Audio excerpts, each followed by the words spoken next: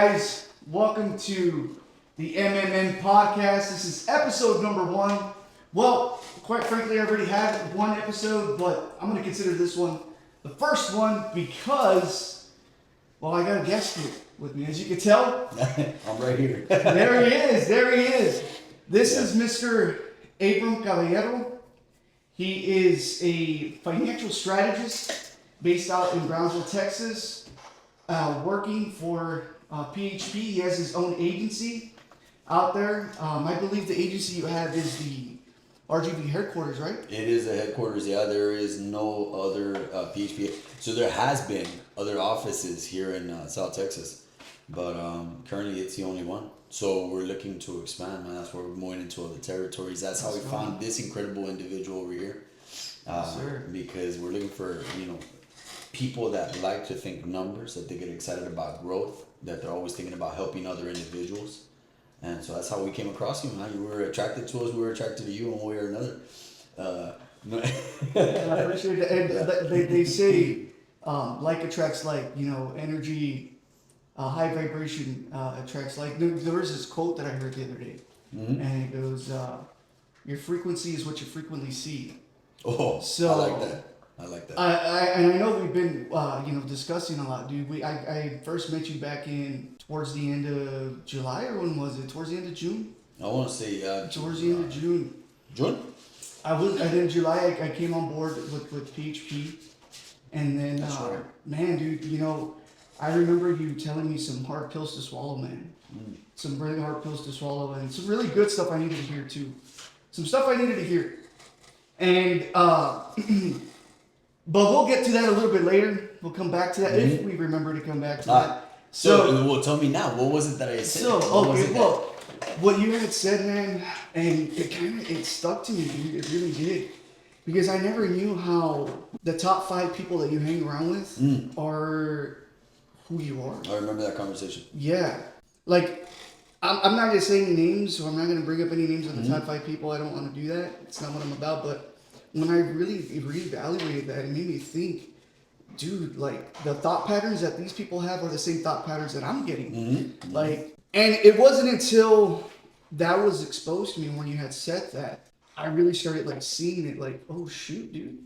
I'm picking up these people's habits, dude. I'm picking up their thought habits, their lack of abundant mindset, their scarcity mindset. And it's like, dude, also being within PHP, you get to be around wonderful people, and the people I have met through PHP have all been family oriented. The way I feel, it's family oriented. Right, I really do feel that way. It's a very good vibe, and mostly everybody's an entrepreneur, dude. Yep. And mostly everybody. I mean, you got restaurant owners, bar owners, other tax preparers, majority. But I guess that's the important part of making sure that you are surrounded by wonderful individuals and wonderful people. Yeah. Right? Surround yourself with people who are positive, right? And the top 5 people, really reevaluating that, taking a look into that. Now let me ask you this. Okay, so the top 5 people, you had told me to swallow that hard pill. Yeah. When was that a hard pill for you to swallow? It's an observation. I want to say that, well, here in PHP, because my mentor, it was one of the things that he mentioned. But one of the things that, like, the observation first came when my kids were, I want to say, 10 years old. So I had this, do you remember, like, the Mercury Mountaineers? Do you remember, like, the Ford Explorers? You know what? I want to say it's like, they're like SUVs, right? Yeah. So the Ford Explorer, right? They made the Mercury vehicle, which is exactly like the Ford Explorer, it just had like a different brand. And so Mercury made it, but it was cool, man. Like I had this Mercury Mountaineer. It looked exactly like an Explorer. So it was an SUV, and my kids were in the back, and we were jamming some song, and I don't know. I mean, I guess it's a Bruno Mars song, but it was really popular at that time, and they were listening to it, and so they started just saying the words. Dude, but they're like 10, 12 years old. So the words that they were saying were not things that, kids should be saying. So to me... What were they saying, like bad stuff? Or what? Dude, yeah, because the Bruno Mars song, it says, your sex takes me higher. Makes me feel like Locked Out of Heaven or something like is that. it? That one. Yeah. So then, like, we were listening to. I just like I turned on the car. They were sitting in the back seat. I remember we had the dog in the very back. I think we were headed to a park. So then, whenever they started, like, I just turned the car on. We were about to head out, but they started repeating the words. And to me, it was a realization because it's what they're listening to, right? So they had listened to it so many times. It's not like they were looking up the lyrics and like trying to memorize the song, but they were listening to it. Therefore, they were digesting it. Like the song would come on automatically. They just start saying it, right? So that's when it first dawned on me that what they're surrounded by, what's in their environment, is what they're gonna be repeating. And then it took me back to when I was a kid, and I started like I would remember my parents would tell me, "I don't want you hanging around with those kids. I don't want you to hang around with those kids." Like, why not? They're cool. This is who I want to be. Well, that's who I wanted to be. That's why I wanted to hang around with them. Does that make sense? So, to me, like that reflection was who you surround yourself with. That's why you think that certain way, because they're pouring into you, and whatever they're saying you like. That's why you're around them, and therefore you become. Right. So eventually, it just started, dawning on me. It just started making sense, and I was like, okay, it really does matter who you're surrounded by. And if you're surrounded by people that are doing no good, then guess what? You're going to be doing no good. True. Even if you have the good intentions, eventually you're going to be doing the same. Why? Because you continue to hang out with them, and what's cool to them is going to be cool to you. So I just started paying attention, and you have to learn that you have to protect your mind. Because I love that. yeah, I mean, if you want to think like them, then you're going to be a part of their group. So Yes. which group are you going to go and be a part of, right? And growing up, it was that was one of the things that I reflected right then and there. And then I was going through school, through college, through an EMS program for paramedic. And those guys were tactical, right? And they were thinking like the pants with the shears, the scissors on the sides, and they wanted to have the name brands of boots and this and that. So because I was around them, that's what I was listening to, and I wanted to have the same boots, name brand boots. I was looking for 511 pants. I was looking for the. It's not because that's what I wanted before. All of a sudden, I wanted it now. Why? Because they were in my environment. That's what people I was hanging out with. That's all our language was. So when I became aware of That it, became like your culture. yeah. Yeah. So I mean, it's highly important. So I mean, I share that with anybody that thinks that, hey, well, what am I doing wrong? How can I get to the next level? Well, one, you got to look at your environment. Who are you around? Because if you're hanging around the same environment, then you're not going to be going into the next circle where you want to be. You're going to stay in that same circle. How are you supposed to move up? Very true. Very true. You know, sometimes it takes people a while to understand that, because they feel bad. They feel that if they neglect their current circle, right, you're going to have people that are going to come in and say, hey, dude, who do you think you are? Let's say, for instance, you swallowed that hard pill. Now you're reevaluating your circle and who you're hanging around with. Top 5 people. Now you're looking for newer people. See, and that's another one too, because I know that some people have that question. How do I find newer people to get myself around with, right? Now, I guess going back to what I was saying, so was there that, or did you experience that, where your current circle was kind of like, hey man, who do you think you're ignoring? Oh, yes. Yeah? Yeah, definitely. So one of my first big choices was I love drinking. So like I was that person that even though like I was going to school and I had work 12-hour shifts, so my times was still like on the weekend, and I would have like a weekend off, man, I would be drinking. So, and it wasn't like, I would probably take like a whole day, barbecue, friends, drinking. So there was this book of, I know, you know Grant Cardone, right? So Grant Cardone book, I was listening to it while I was mowing the lawn. And it said something like that resonated to me, and it said, if you want to start moving into a new circle, then you're gonna have people approach you and say, who do you think you are, just like you said. Exactly, yeah. Yeah. And that's exactly you what changed, happened. man. You forgot where you came from, man. Yeah. So that was ringing in my head like the whole time, and I was like, man, but I don't want to move forward. So you see, like that comfort, but also thinking like I'm leaving these guys behind, and isn't it supposed to be like everybody moves forward at the same time? Well, no, if they're not wanting to move forward, why am I going to force them to move forward? I want to move forward. So I shouldn't allow them to keep me back, right?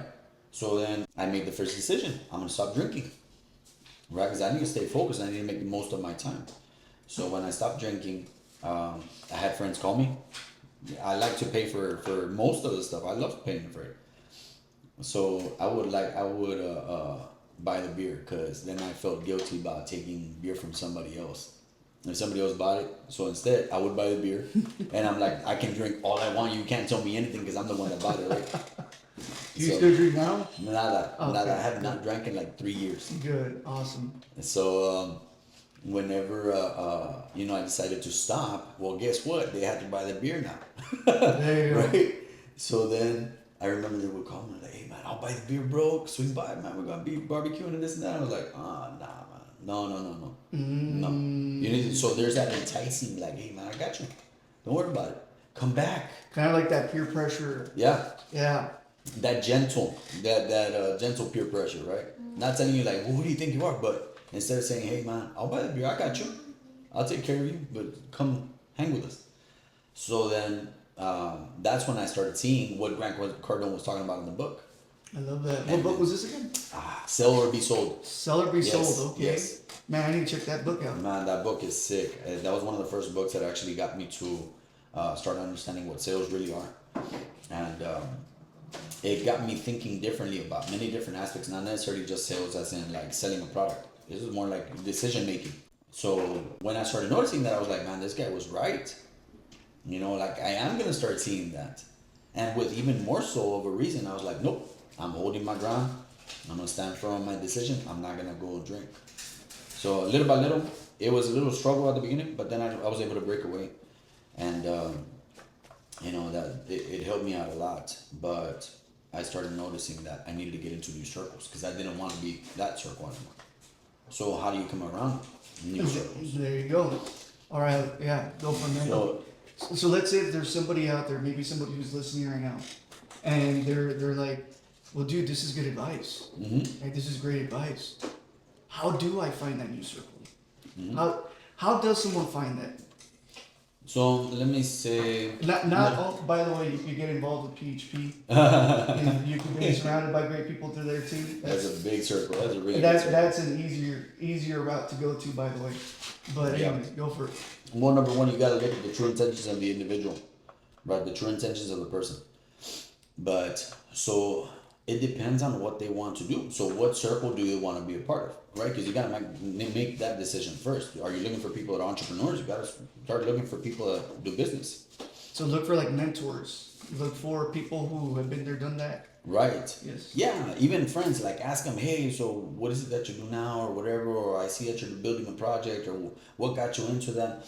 Start asking questions, because by asking questions, then you start moving around. It's like, I like that. like little, it's like a spider web. Like people. Okay, so like people from your past that you have not burned a bridge with yet, but let's say for instance, social media. Social media is awesome. Back then you didn't have that tool, but Right. let's say somebody that you knew back in elementary, in middle school, whatever. Mm-hmm. Would that be one of your ways or one of your routes? Is that what you're saying? So how I started, And like if they're doing like amazing, you're seeing them do amazing. mm-hmm. You like reach out to them or that can be, but sometimes that can be intimidating depending on the individual, of their mentality, how they see things, like their confidence. In other words, excuse me, because I know that I have, let's say that I would have people that look to be successful on social media. I wouldn't want to reach out to them because I wasn't successful, and like asking these questions would be nosy, in my opinion, right? That's how I felt before. Now I don't feel that, but if you're really starting to come out of that shell and just looking for new circles, look to be introduced, because I was introduced to PHP through my brother-in-law because he put me on a referral list. And then for EMS, I had the interest of becoming a firefighter. So guess who I need to be around? Firefighters and paramedics. So I remember stopping at a fire station in Brownsville. firefighters and paramedics. Yeah. Okay. So I remember stopping at a fire station in Brownsville, and I just walked up and I said, hey, what do I got to do what you do? Like, oh, go and take a test over here, go and do this, go and do that. I said, okay. Awesome. And so I started just asking around. So little by little, like I would stop again and say, hey, guys, how you guys doing? And what do you do with those hoses? And what do you do with this? And what do you do that? It's just that curiosity, but trying to build a relationship with new people just so you can get into that new circle now.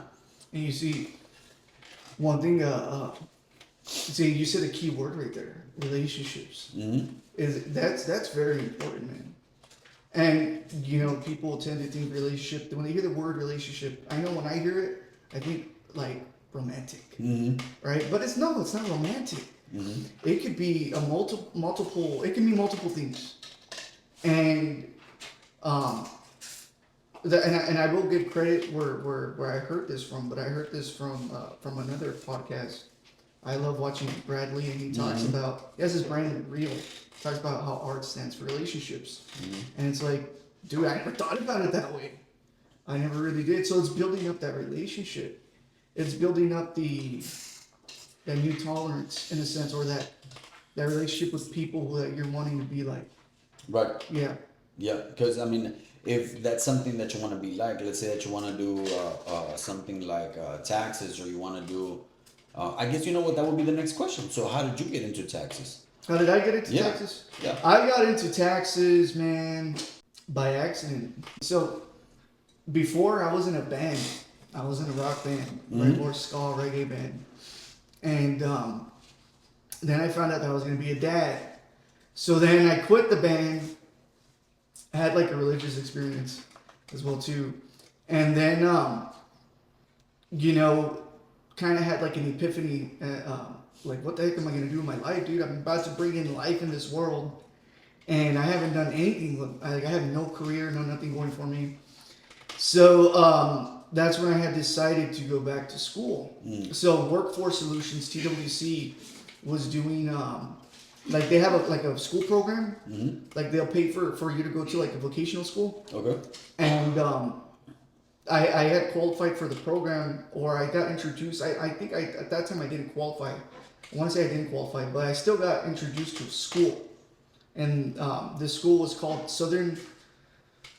not Southern Careers Institute, because that was the second school I went to, but it was Southwest School of Business. Okay. And it was in McAllen. Shout out to Mr. Leal if you're there, man. Thank you for all the accounting and basic knowledge. The basic accounting knowledge that I got, man. Because of that school, I was able to understand what like the basic concepts of accounting. Okay. But anyways, so I was just gonna go for office administration, bro. Like, that's what I was gonna just do. Office administration. And where the accident comes into play is, I just went in there, and it was just like, I want to do office administration. The girl was like, how about you just do accounting? And I was like, well, I don't know, dude. I don't know about that. Like, and then she goes, well, just give it a try. So I guess, like, in a way, she kind of talked me into it. So I don't know if you would consider that an accident or whatever. But she talked me into it, and then from there, I just ran with it. Was at that time I was working and going to school. So I was going to school from 8 in the morning all the way to like 2 p.m. And then I was working from 3 p.m. all the way to 11 p.m. So, like, dude, like, talk about, like, man, dude, like, it was crazy stuff. But, like, to just come back and how I got involved with taxes. Imagine if she would have never even asked, well, just give it a shot. Dude, imagine if she just would have never asked that simple phrase. For reals, I think about that. I'm not even kidding. I thought about that before. And it's weird how like life, how the universe, how God works, man. It's weird. You'll be put into places where you don't even know that one place or one question or one sentence could change your whole life. Right. One decision, one choice could change your whole life. Right? I mean, think about it, man. Like, it's so weird. Yeah. That's how life is. So that's what Grant Cardone talks about in the book, because it's a simple sale. Like, so in other words, if she would have bought just the idea that you were like, no, it's like, I can't do that. That's not what I do. And she would have been like, oh, okay. Okay. She was upselling me, right? Yeah. That's what it was. But I didn't think about that. Yeah, that's what she was. So she made a sale with you just by saying, hey, give it a shot. And you're like, sure. Man, if it wasn't for an upsell, I wouldn't be here. Yeah. I didn't think about that. Wow. Simple question. Knock on, it shall be open. Wow. Dude, I never thought about that, man. So, PHP, I see that you're wearing the band right there, PHP. Yeah. You've had it on for a while, since Vegas, right? Exactly. Since August, man. We made a commitment. I can't break that commitment, man. I mean, there you go. I'm true to my word. There you go. I love it. You know? I love that. So I have to. I love that. So what got you into the financial services industry? What was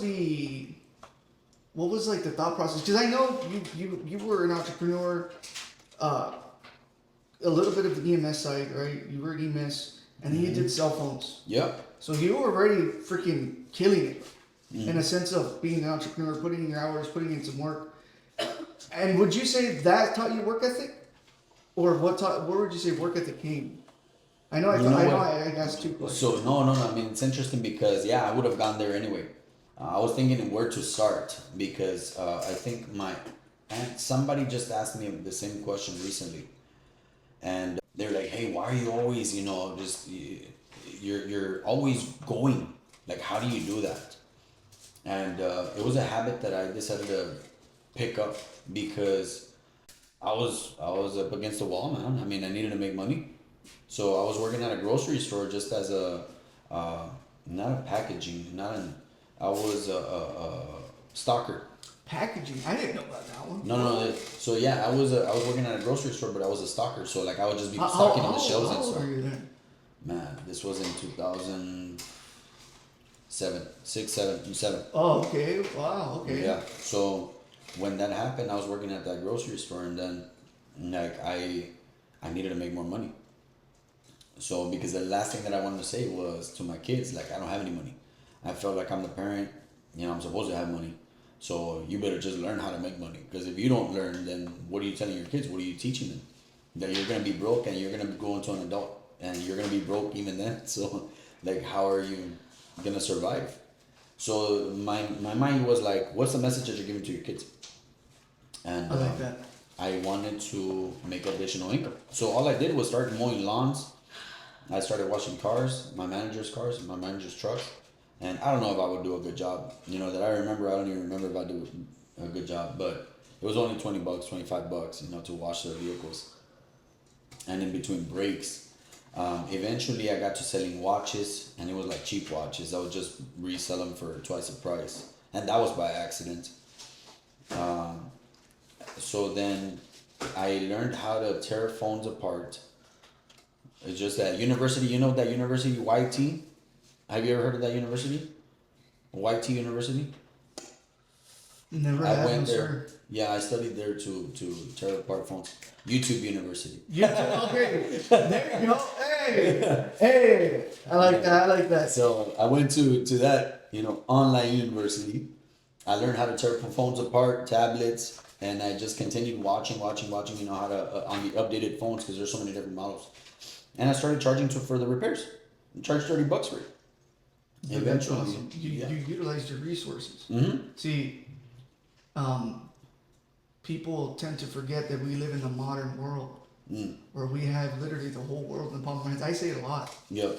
And you can literally gain knowledge just from going on YouTube. Yeah. Oh man, it's powerful stuff. Mm-hmm. So YT University, I understand that terminology now. But anyways, go for it. So then eventually the cell phone business was never something that I wanted to do like full time. Like I liked it, I enjoyed it, but I always saw myself as an employee, even though I was making more money outside of work. I guess it was part of the programming. I don't know why. Like it just hadn't dawned on me that I can do that full time. And I would just think about the idea sometimes, but I was like, no. I need security, so I need to stay at my job. That's why I'm going to college. That's why I'm doing the paramedic program and so on. Eventually, I am going to school, working a full-time job overnight, and I still follow your steps. And I'm trying to sell you on the idea that I don't want to be an employee forever. Like I need to start looking for a way out, right? Which is money, growing money, compounding interest, and all that stuff. So compounding interest. Mm-hmm. That's pretty interesting to say. And it's interesting you're talking about 401ks. So 401ks, let's say somebody right there is watching, they have 401k and they're losing money. Mm-hmm. What is a good option for them? Let's say they want to get out of that 401k. They want to go into a better option for them. Well, the 401k is a retirement product, right? And it's a employer-sponsored retirement plan. So I guess the question would be, what do you want to do with it? Because if they're like 70 years old and have a 401k, it's like, all right, man, just cash it out, dude. You have to. You have to, because now there's something that's called an RMD, required minimum distribution. But the age would be a big factor. And what do you want to do with it? Why do you want to get out of there? Was because I want to stop the leak. I want to stop the bleeding. I don't want to have any more losses. Okay, so then you have two options. You have a fixed interest, and then you have a indexed interest. Because currently you're in variable. That's a 401k.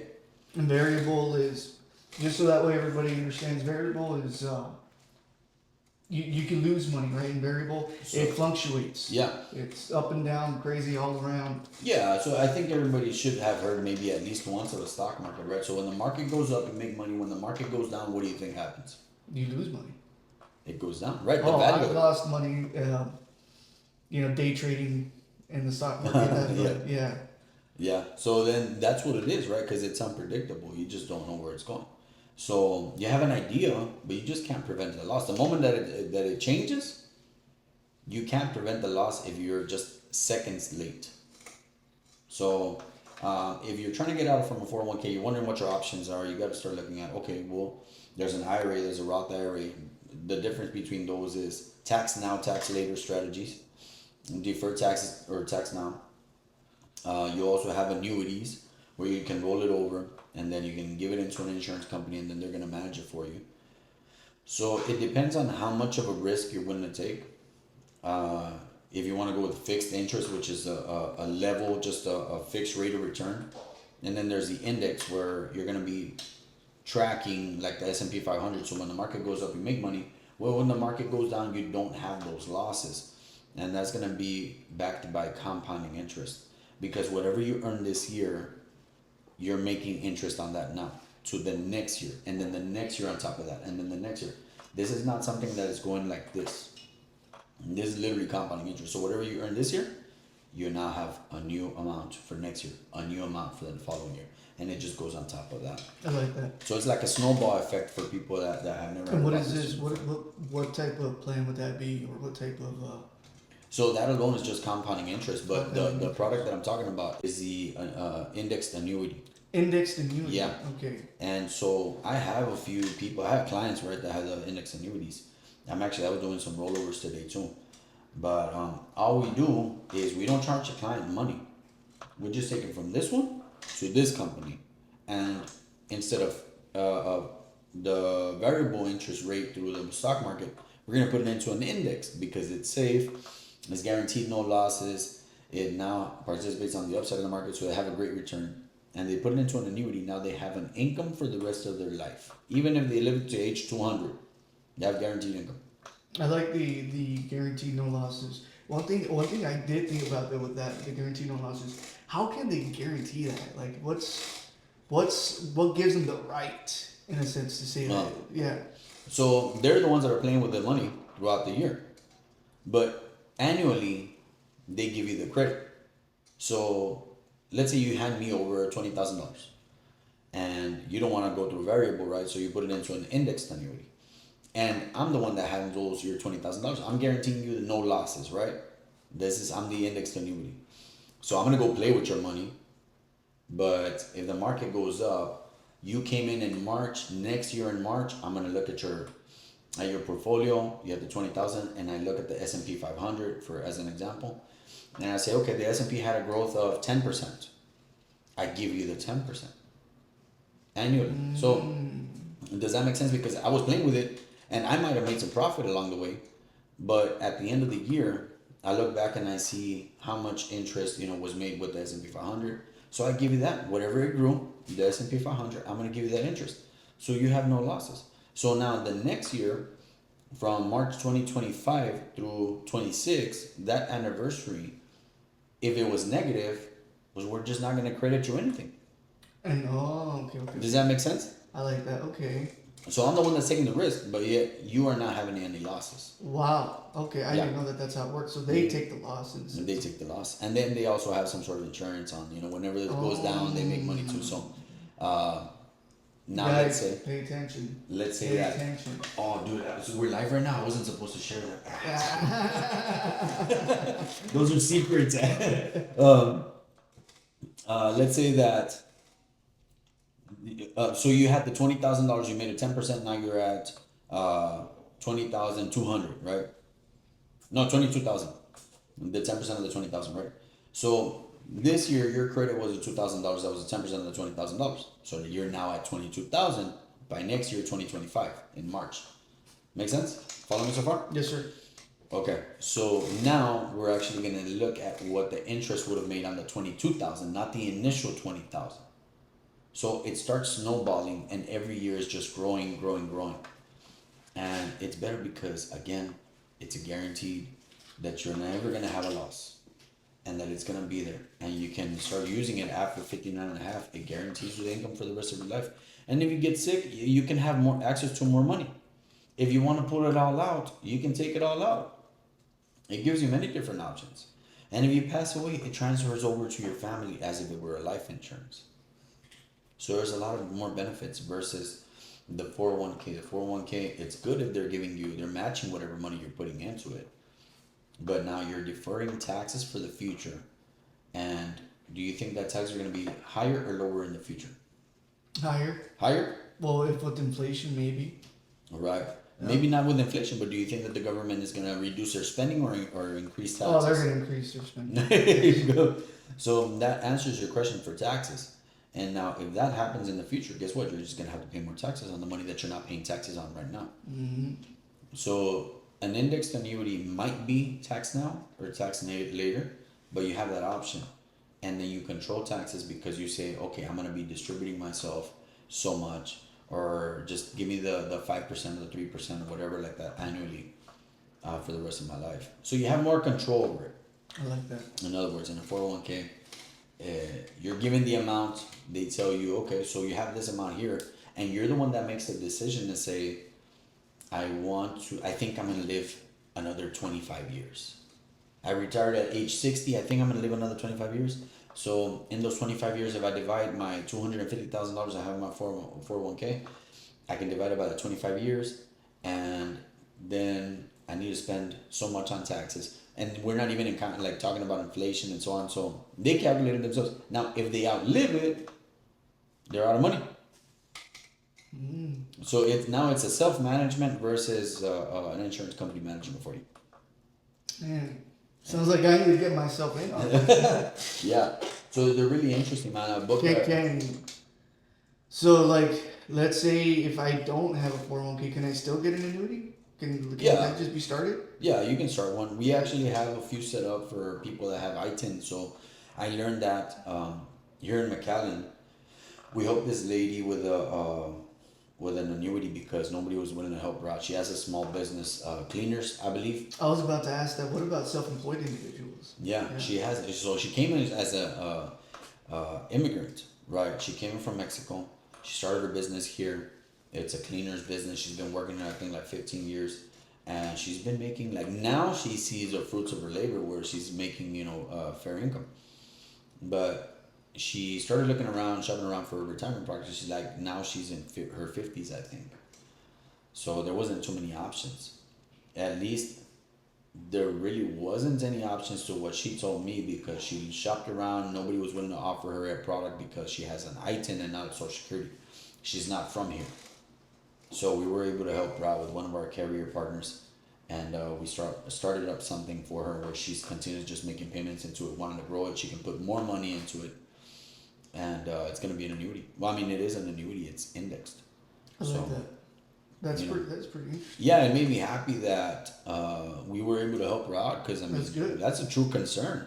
Well, that's a benefit. You see, that's the whole reason why I would assume somebody would get into the financial services industry, is to help people. Mm-hmm. See, that's why I'm in my business as well too. It's to help individuals. Mm-hmm. If you ain't helping people in your business, then you're more than likely not doing the right thing. Or if you're just in it for the money, you're doing it for the wrong thing. Right. You got to do it to help the people. There's a lot of people that need help. Mm-hmm. A lot of people that need it. Yeah. I mean, if you're not, and people that don't even know the questions to ask. Mm-hmm. Sometimes too. People don't even know what questions to ask. How do they know what to ask if they don't know? Right. The knowledge to even exactly ask. The exposure. It goes right back to the exposure. Yeah. Yeah. What information they're consuming, what they're listening to, what is triggering certain thoughts in their mind. Yeah, it goes right back to all that. But yeah, man. So awesome, brother. Hey, it was good talking, dude. What's it called? We need to have you back for part 2. Oh my for gosh, sure. man, we can talk about so many topics about business. We can talk about these products. I know that so many people need to hear about them. So many people, and it's all about helping individuals because I love that. they have to know what's out there for them. If they don't know, they can't set up anything, and if they can't set up anything, they're just gonna be at fault for their own demise, pretty much. I mean, how else are they supposed to retire and live their comfortable retirement that I'm sure that they imagine it on the beach somewhere drinking some sort of margarita? Oh, yeah, I know. You know? I was just looking at some villas right now in Cabo. Okay. And man, it looks so nice. Yeah. It looks so nice. So they can't have any of that if they don't start looking into their options now. They're gonna be one of the people that I went and I saw in the ambulance that their homes falling apart and that they were having trouble, they couldn't pay for medication. Yeah. So just the awareness of talking to people, that's the whole point. I'm willing to talk to anybody, whether they buy something or not, it doesn't matter. I want them to know what's out there for them. So we Yes. definitely need to do more of sir. these, and of course, Yes, sir. we can target all these other questions that we. Yeah, man, Topics. most definitely. We'll most definitely work on the title for this. I think the good title for this would be, we'll edit this out, but probably would be like, something about surroundings. Because I feel like it was all about, that your surroundings or being surrounded by great individuals. Fair. Cool. Okay. But anyways, brother man, it was good having you here. Thank you guys for tuning in on the MMN podcast. I'll see you guys on the next episode. Y'all take care.